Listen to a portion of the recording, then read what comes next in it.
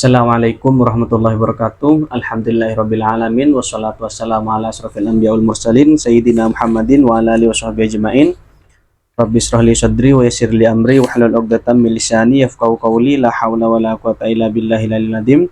Amma ba'du, qala al-musannifu rahimallahu ta'ala wa nafa'ana bi ulumihi wa maddana bi asrari fid dharain amin. Bismillahirrahmanirrahim. Al-ghibatu. Bab sekarang dalam kitab Taisirul Hollak, alhamdulillah kita sudah nyampe terhadap ghibah. Apa itu ghibah? Makna dari ghibah yaitu menggunjing.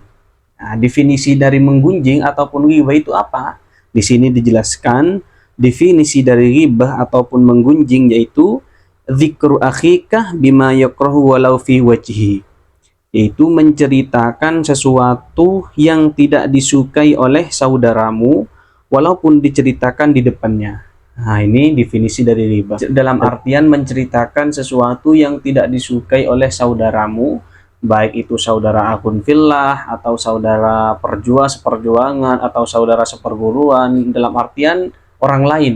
Menceritakan sesuatu yang tidak disukai orang lain walaupun diceritakan di depannya. Contohnya, kita mempunyai teman, misal namanya Bakar.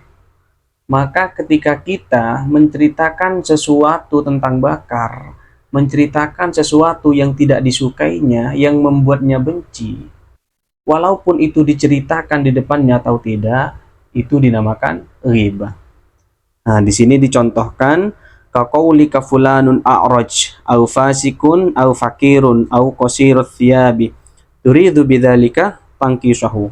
Contohnya, fulan ini orang yang pincang, fulan ini orang yang fasik, fulan ini orang yang pendek, fulan ini orang yang jelek.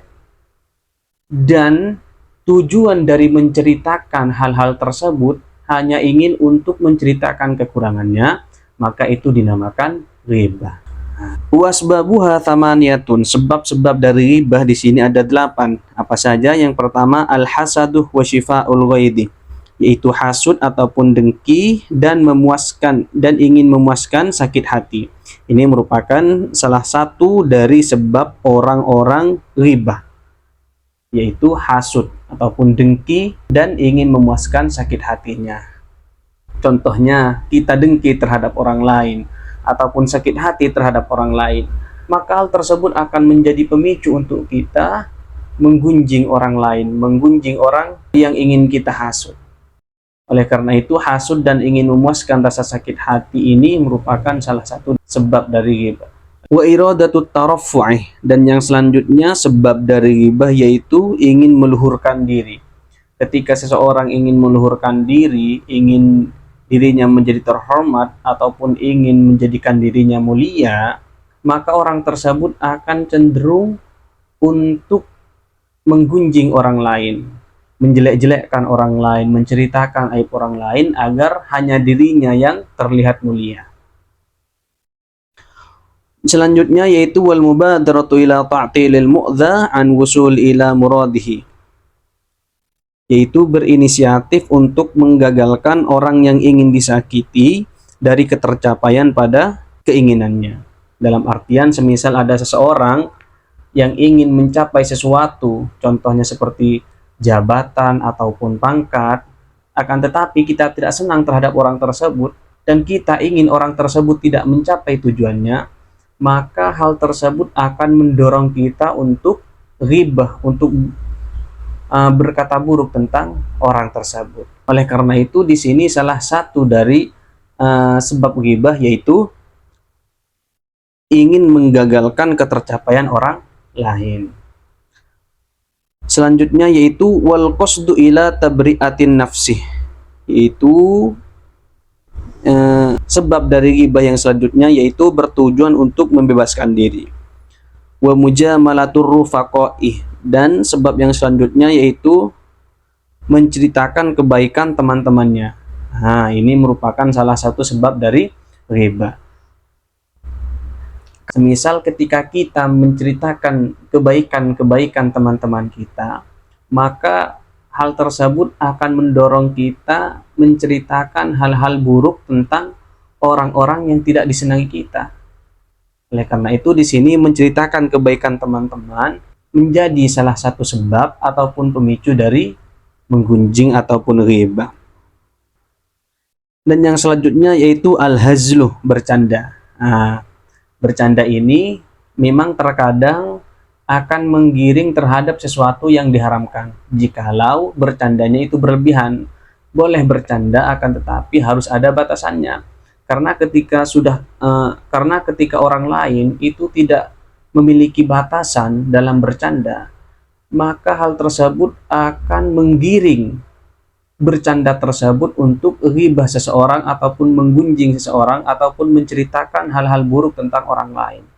Oleh karena itu di sini al-hazlu ataupun bercanda ini termasuk dari salah satu sebab dari ghibah. Dan yang terakhir yaitu al-istihza. Di sini yang terakhir yaitu menghina ataupun meremehkan. Karena ketika kita meremehkan seseorang ataupun menghina seseorang, maka hal tersebut akan menjadi sebab ataupun pemicu untuk kita ghibah, menceritakan hal-hal buruk tentang orang tersebut, membuka aib orang tersebut pada orang lain. Oleh karena itu di sini istihza ataupun meremehkan ataupun merendahkan ini termasuk dari salah satu sebab ghibah. Walaysa minal ghibati laumul muksiri ala taksirihi wa irsyaduhu ila ma fihi maslahatuhu. Dan tidak termasuk dari ghibah yaitu menegur orang-orang yang ceroboh dan bertujuan untuk menunjukkan terhadap sesuatu yang maslahat. Nah, ini tidak termasuk dari ghibah. Di sini ada pengecualian dalam artian menyebutkan keburukan orang lain itu tidak semuanya masuk terhadap ghibah. Kadangkala dalam beberapa situasi menyebutkan keburukan seseorang, menyebutkan aib seseorang itu tidak termasuk ghibah. Salah satunya yaitu menyebutkan aib orang-orang yang ceroboh dengan bertujuan untuk menegur dan untuk menggiring orang yang ceroboh tersebut terhadap hal-hal yang maslahat, maka itu diperbolehkan dan tidak termasuk ghibah. Contohnya, kita mempunyai teman yang memang hidupnya tidak disiplin, semisal mereka jarang mandi dan baunya sangat menyengat dan sangat mengganggu terhadap orang lain, maka ketika kita menyebutkan keburukannya tersebut, menyebutkan kekurangannya tersebut dengan tujuan untuk menegurnya agar dia disiplin dan menghilangkan bau dari badannya, maka itu tidak termasuk ghibah dan hal tersebut diperbolehkan dengan tujuan lil maslahat, untuk kemaslahatannya. Lianna Allah azza wa jalla lam yanha 'anil nasihati walakinnahu naha 'anil ghibati. Karena di sini Allah Subhanahu wa taala itu tidak melarang untuk menasihati orang lain, akan tetapi Allah Subhanahu wa taala itu melarang orang-orang yang menggunjing. Nah, sedangkan contoh yang dipaparkan di atas ini merupakan hal-hal yang bertujuan untuk menasehati, bukan untuk menggunjing. Oleh karena itu contoh di atas, pengecualian di atas itu diperbolehkan. Wa balagha fil inkar 'alaiha, dan Allah telah menyampaikan tentang larangan ghibah itu dalam Al-Qur'an ataupun dalam kalamnya, wala yautab ba'dakum ba'da, dan janganlah menggunjingkan satu sama lain. Ayuhibbu ahadukum ayyakula lahma akhihi maitatan fakarihtumu. Adakah di antara kamu yang suka memakan daging saudaranya yang sudah mati? Fakarihtumuhu, maka tentulah kamu merasa jijik kepadanya. Nah ini merupakan dalil dari Al-Quran ataupun kalamullah tentang ghibah ataupun tentang keburukan dari ghibah. Dalam artian dia dalam Al-Quran ataupun kalamullah ini menyamakan orang-orang yang menggunjing orang lain tersebut ataupun orang-orang yang menggunjing saudaranya tersebut disamakan dengan memakan daging saudaranya sendiri. Oleh karena itu, fakarihtumuhu, maka tentulah kamu merasa jijik padanya. Wallahu alam, mudah-mudahan apa yang kita sampaikan dan apa yang kita kaji bermanfaat. Assalamualaikum warahmatullahi wabarakatuh.